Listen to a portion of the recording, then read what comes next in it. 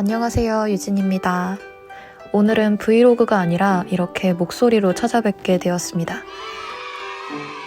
감사하게도 전에 제가 올린 전화 일본어 영상을 생각보다 많은 분들이 봐주셨더라고요. 그러다 보니 종종 일본어 공부를 어떻게 했냐는 댓글이 달리면서 이것도 영상으로 한번 만들어 봐야겠다 했습니다. 사실 제가 몇 개 국어를 유창하게 하는 사람도 아니고 외국어 공부에 도 같은 사람도 아니고 일본어조차도 제대로 각 잡고 공부한 게 아니라 놀면서 야매로 익혔기 때문에 이도저도 안 되는 위치이긴 하지만요. 그런 저라도 공유해드릴 수 있는 부분이 있다면 그래서 일본어 공부를 하는 분들께 도움이 될 수 있다면 좋겠다는 마음으로 이렇게 영상을 제작하게 되었습니다.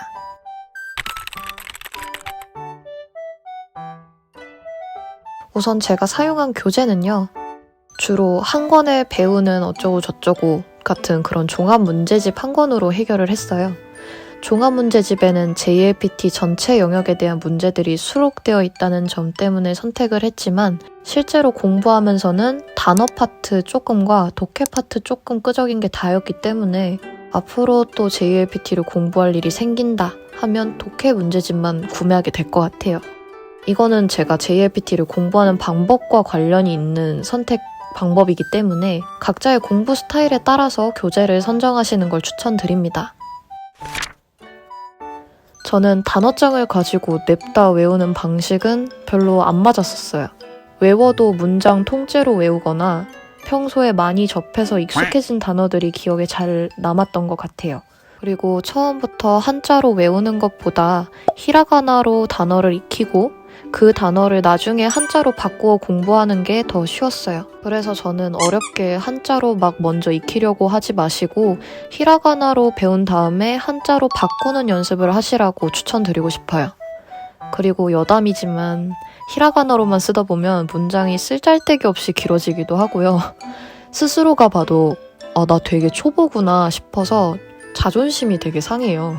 그래서 어쩔 수 없이 한자 공부를 하게 됩니다. 그리고 제가 다더를 외울 때 문장을 보면서 외우고 표현을 들으면서 익혔기 때문에 오히려 동사원형보다 문법에 따른 변화형을 많이 배웠어요. 그 문법 책에 보시면 그 밑에 예문이 같이 딸려 있잖아요. 저는 위에 거는 다 내팽겨치고 예문을 먼저 봤던 것 같아요. 예문을 익히는 게 생각보다 더 많은 도움이 된답니다. 학교 다닐 땐 전혀 몰랐는데 일본어 공부하면서 왜 영어쌤들이 예문을 보면서 단어를 외워라 그렇게 얘기하셨던 이유를 알겠더라고요. 그 다음은 독해입니다. 저는 JLPT 공부를 시작하면서 처음으로 일본어로 된 장문의 글을 읽어보기 시작했고요. JLPT 시험을 준비할 때 거의 80% 정도를 독해 지문으로 공부했어요. 듣기나 말하기 공부로 어느 정도 표현을 익혀놓으면 후리가나나 평소에 알고 있는 한자 단어의 뜻으로 그 문장과 문단의 주제를 유추할 수 있게 되기 때문에 여러분들이 생각한 것보다 어려운 파트는 아니라고 말씀드릴 수 있을 것 같아요. 근데 다만 N2 이상으로 건너오시게 되면 후리가나가 많이 사라져서 난이도는 높아지는 건 확실한 것 같습니다. 저는 평소에 공부할 때 초반 문단을 제대로 읽는 게 중요하다고 생각해요. 문장을 읽으면서 모르는 단어나 역접, 강조하는 그런 문장 흐름에 영향을 주는 것들을 체크를 해가면서 읽었고요. 마지막 문단으로 갈수록 빠른 속도로 읽어나가면서 지문의 전체 주제를 파악하는 연습을 했습니다. 특히 글쓴이가 하고자 하는 말은 독해 파트의 단골 문제이기 때문에 처음 지문을 읽을 때 한 번에 파악을 해두고자 했어요. 그리고 독해가 정 풀리지 않을 때 입으로 소리내가면서 읽어보기도 했습니다. 시험 당일에는 지문에 모르는 단어가 나왔다고 하더라도 그냥 무시하고 읽었어요. 그 시험 보는데 모르는 단어에 지금 신경 써봤자 나오는 게 없잖아요. 찾아볼 수 있는 것도 아니고. 그래서 최대한 내가 아는 선에서 풀되 이 지문을 읽는 흐름이 끊겨서 시간이 낭비되는 걸 최대한 피하려고 했습니다. 모르는 단어에 집착하면 시간이 너무 딸리더라고요. 다음은 청해입니다. 저는 어릴 때부터 명탐정 코난을 진짜 많이 봤어요. 자타공인 코난 작화 리즈 시절의 그 애청자였습니다. 전 처음에 한국어 더빙판을 많이 봤었는데 친구 집에서 원판을 보고 그 일본어 원판을 찾아보기 시작했어요. 근데 원탐정 코난이 탐정물이다 보니까 일상 단어를 많이 못 배운다라고 하시는 분들도 계시는데 제가 생각하기엔 코난 자체가 회차도 되게 많고 소박한 에피소드도 많아요. 그래서 오히려 가볍게 볼 수 있다 보니까 시청에는 부담이 없었습니다. 요즘엔 딥한 애니메이션들이 많이 나와서 최대한 집중을 해서 봐야 이해가 되는 그런 부분들도 있는데 명탐정 코난 같은 경우는 밥을 먹거나 등교 준비할 때 대강 틀어놔도 이해가 어렵지 않더라고요. 그래서 자주 접할 수 있었고 그러다 보니 일본어 귀가 결국에는 트이게 되더라고요. 매체를 볼 때 자막을 끄지는 않았고 자막과 귀에 들리는 단어들을 비교해가면서 봤어요. 특히 일본어는 발음만 다르지 한국어랑 같은 단어를 공유하는 것들이 많기 때문에 이 과정은 크게 어렵지 않을 거라고 생각합니다. 꼭 애니메이션이 아니라 여러분이 좋아하는 일본어 매체에 자주 노출시켜주는 게 귀가 트이는 데 도움이 되는 것 같아요. 근데 이제 귀가 왜 트여야 하냐 하면 실감을 하게 된 건데 귀가 트이지 않아도 실력은 늘 수 있거든요. 근데 귀가 한번 트이면 그 성장하는 속도가 말도 안 되게 빨라지는 것 같아요. 습득하는 정도가 달라지는 걸 체감을 했어요. 우선 말을 할 거면 상대방과 의사소통을 할 때 저 사람의 말을 듣는 것도 중요하잖아요. 그러다 보니 청해도 굉장히 중요한 파트라고 생각하는데 그러기 위해서는 귀를 트여놓는 것이 가장 도움이 되지 않을까라고 생각을 하고 있어요. JLPT 청해는 성우분들이 녹음을 해놓은 거기 때문에 애니메이션으로 귀를 틀어놓아도 문제풀이에는 어려움이 없더라고요.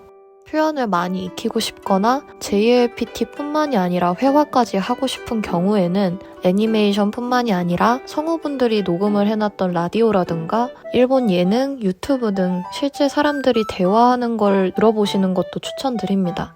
어쨌거나 본인이 흥미를 가지고 꾸준히 들을 수 있는 것들을 찾아놓는 게 자신의 귀를 일본어 환경에 노출시키는 것에도 가장 유리한 방법이라고 생각해요.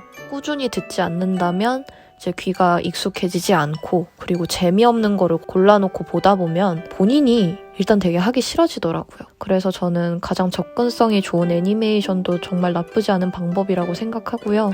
본인이 관심 있는 매체를 선정을 해놓으시는 거 추천드립니다.